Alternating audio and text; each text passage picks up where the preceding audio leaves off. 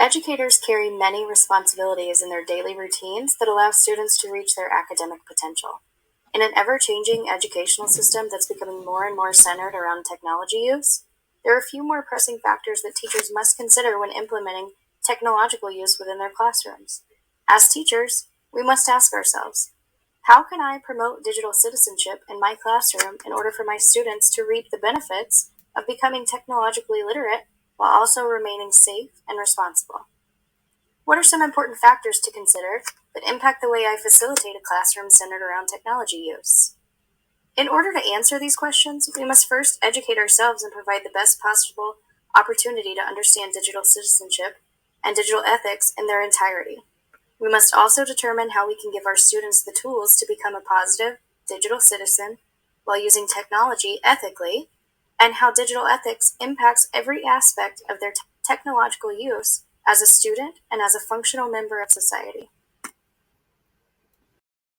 Before students can really grasp the idea of digital citizenship, it's important that they understand what that is, which is the ability to safely and responsibly access digital technologies, as well as being an active and respectful member of society, both on and offline. But who are considered digital citizens? Well, it's anyone who uses modern digital technology, which in today's time is just about everyone. But a good digital citizen is someone who is informed about the various issues that come with the benefits of technology.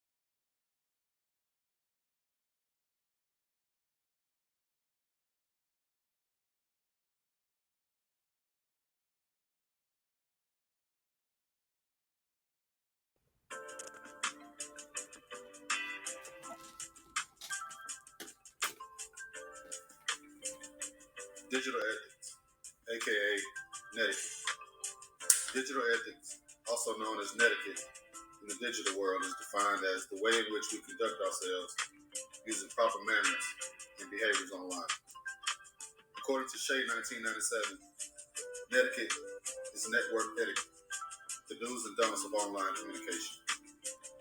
Netiquette covers both common courtesy online and the informal rules of the road of cyberspace. A few challenges and opportunities of netiquette are sharing information online and knowing the difference between online life and real life.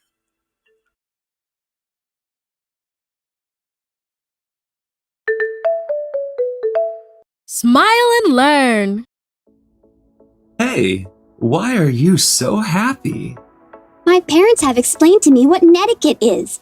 Now I can use social media and talk to my friends on the internet without any worries and respecting everyone. Do you want me to explain it to you?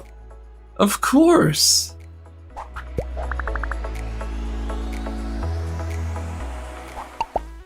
Netiquette is a set of rules that encourages politeness and respect on the internet. It helps us relate better with other people while expressing our opinions and respecting those of others. It also helps us avoid misunderstandings and problems with other internet users.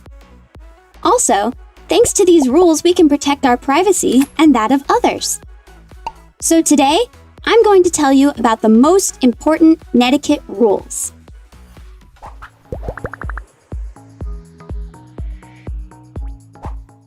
As you may already know, you can surf the internet anonymously, which means that no one knows who you are, unless you tell them. Because of this, sometimes we don't know the people we're talking to, and we can unintentionally hurt them. We should remember that what we say on the internet can affect us in real life. This is why it's important to protect and take care of each other as users. But in order to do that, we have to communicate carefully. While online, we can give our opinion about any topic, but we must do it with respect and without offending others. Let's take a look at this example where we talk about a movie.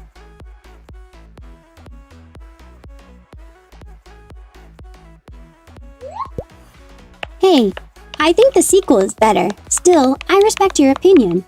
I find your thought very interesting, and it helps me understand the movie from a different point of view.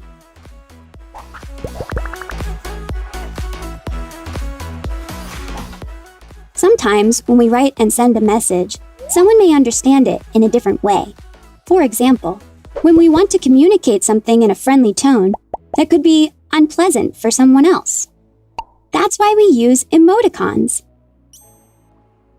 They help us make the message clear because they allow us to convey how we feel or express our intention with what we say. For example, look at this conversation.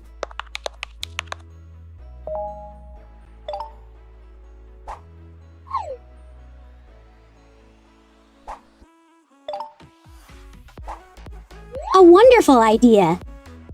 It's a good thing that he used emoticons. Otherwise, I would have understood the complete opposite of what my friend wanted to tell me.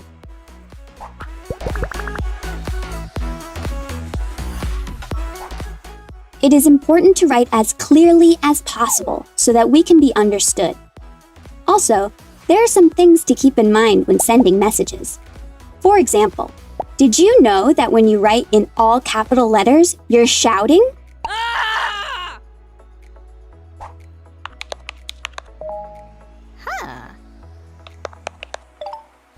Oh.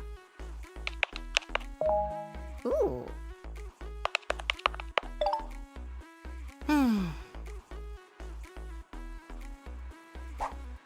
An awkward situation, isn't it? Although they can be funny misunderstandings, it's good to know netiquette to avoid them.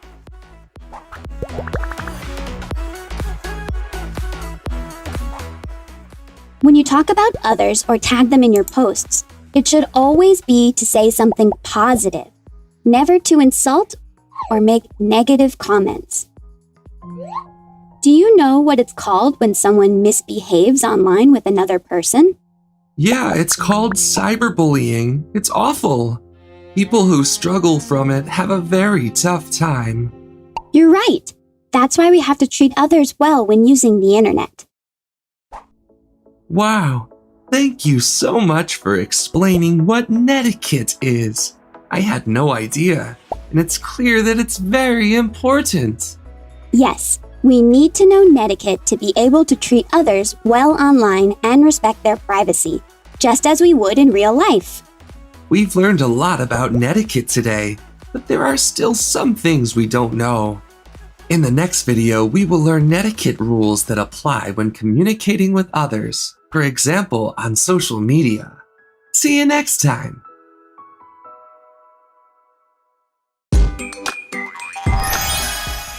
We've learned so much in just one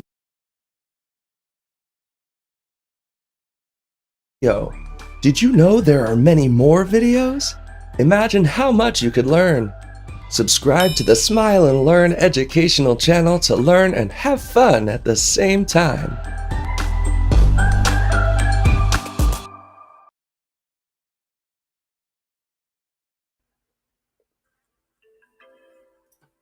Sharing information online. When sharing information,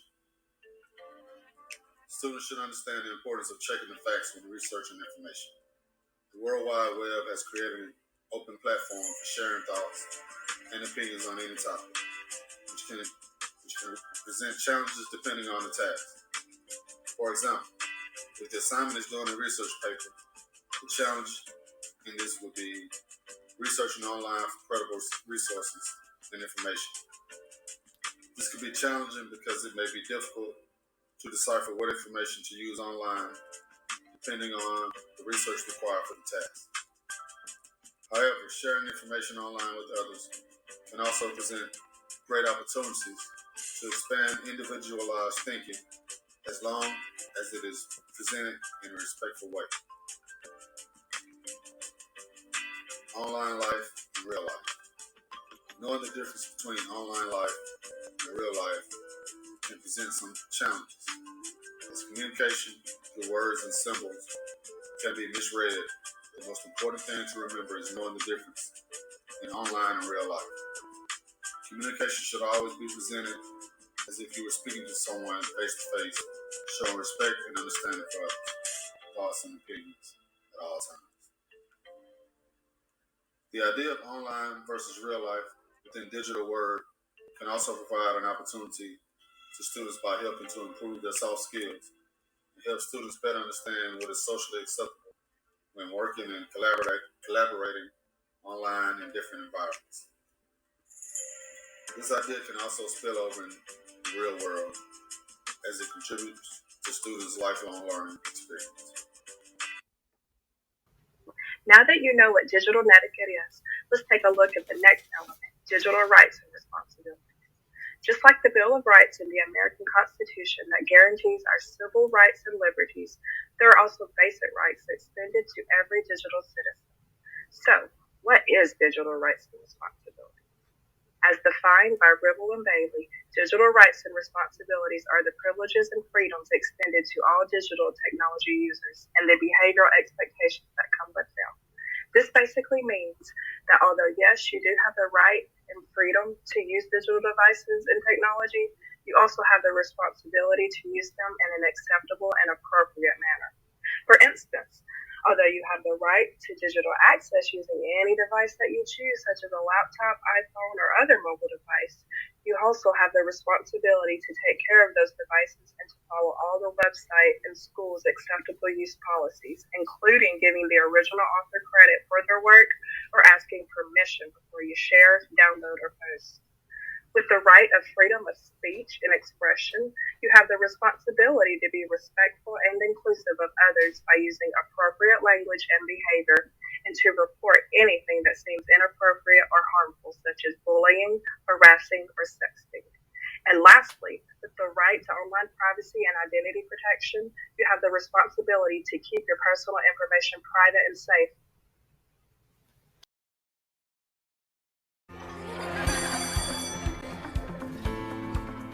As kids are heading back to school now, experts are urging parents to talk to them about potential digital dangers. Online predators, scams, and cyberbullying, all things they could easily face online. Tonight, Erica Stanish is talking to experts about how parents can protect their kids and what they should be watching out for. Yeah, limiting time online and having parental controls are just two things that experts recommend that parents do to keep their child safe while online. But they said the most important thing really is just having a conversation with them about the dangers and the risks, just so they understand. David Hickton, the founding director of Pitt Cyber, said there are tons of dangers online, including just by posting private information, falling for scams, or interacting with child predators. Hickton says that parents should set restrictions on their devices and again have those parental controls to limit what they can do or see online. But he reminds that you also have to monitor them while they're not at home. You know, children are going to be curious. They are going to be under the spell and influence of sort of the least common denominator of their friends. I think it's very important as parents to recognize this, and you're being a good parent by being very difficult here. Now, experts say you can't avoid the fact that kids will be using computers and tablets almost on the regular, especially now during the school year, but monitoring it and knowing what they're doing, whether they're at home, school, or with friends, is key. Now, the FBI also has an online tool to help teach children how to navigate the internet safely. We have more information on how they can do that on our website, kdka.com. Reporting live, Erica Stanish, KDKA News. Cyberbullying and knowing how to be a responsible digital citizen are just a few of the serious challenges that digital students face. However, along with these challenges, there are also some great opportunities, such as the chance to observe and practice tolerance and acceptance for those who are different, and how to be an upstander when you come across someone being bullied.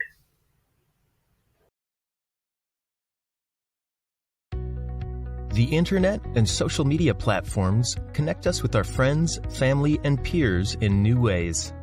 Sometimes people take advantage of these platforms and use them to spread negative messages about others. Cyberbullying, or bullying that takes place on the internet, can be just as bad as bullying in person. People can use the internet to send mean messages to someone, spread fake rumors, or share someone's private information without permission. When someone is cyberbullied, their feelings can be hurt and their reputation can be damaged. You cannot always prevent cyberbullying, but you can play a part in making the internet a friendlier and safer place for everyone. Here are some guidelines you can follow to promote digital civility online.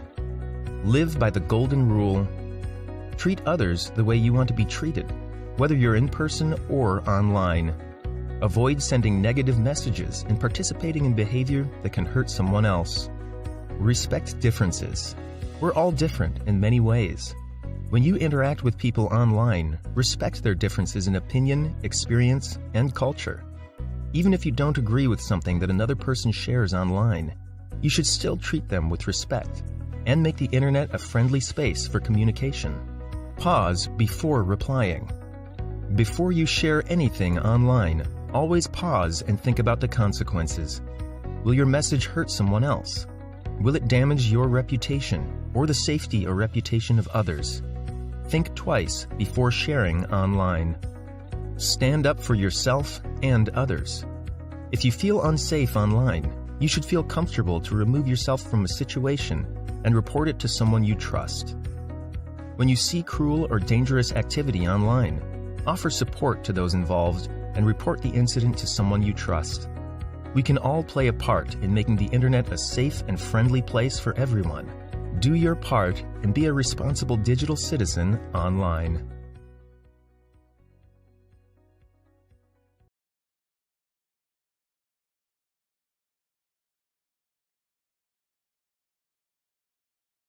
Now let's look at some tips for being an upstander instead of a bystander when you come across cyberbullying.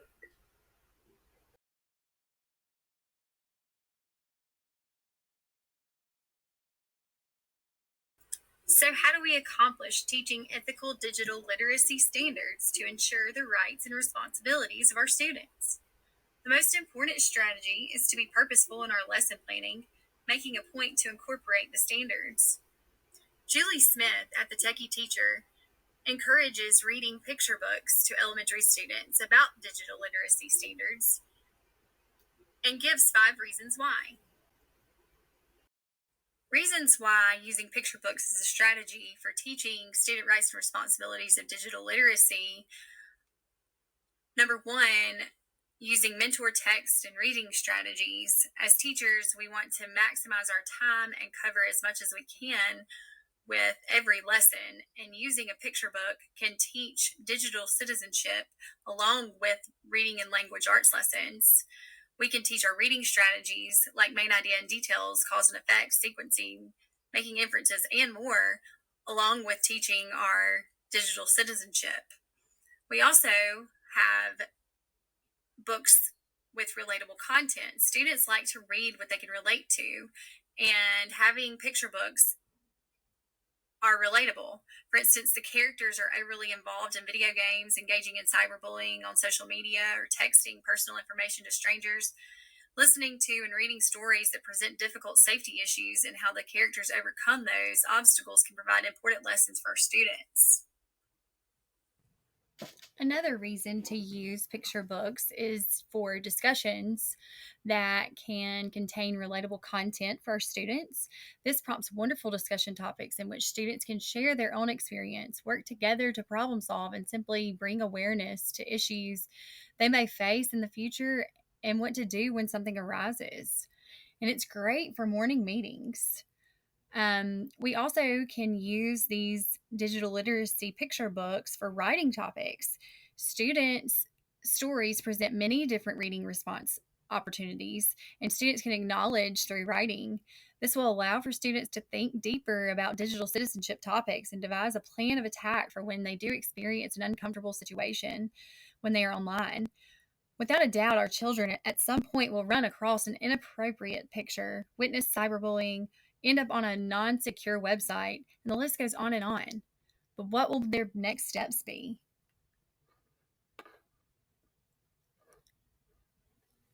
We also can reference these topics throughout the year. Reading digital citizenship themed books together as a class will provide references that you can refer to throughout the year. This will help the class make text to text, text to self, and text to word connections. Also, if a student is not a good digital point throughout the year, you can possibly refer back to a character who went through a similar situation and talk about the consequences they faced and what they did to resolve the issue. Another strategy we can use for teaching digital literacy standards is using interactive games. Common Sense Education provides a curriculum for grades K through 12 to promote digital literacy. They provide interactive games by grade level to engage students in an active digital learning. Interaction with games created for grades 3 through 5 include lessons where students learn how to create safe and secure passwords when logging into Digital Passports, which is the program that Common Sense Education provides, and for all other accounts they create. Students reflect on what it's like to multitask on a cell phone and consider the benefits of focusing on one task at a time. Students evaluate examples of online messages and decide what information is appropriate to share and when. Students respond to cyberbullying scenarios and are prompted to make choices to evolve into an upstander. Students learn how to choose effective keywords for searching online. They practice selecting keywords that are most relevant to a search prompt. Along the way, they will discover tips for narrowing their search results. Students remix media content to create a new creative piece. Along the way, they give proper credit to the artist and whose images and clips sounds they use. So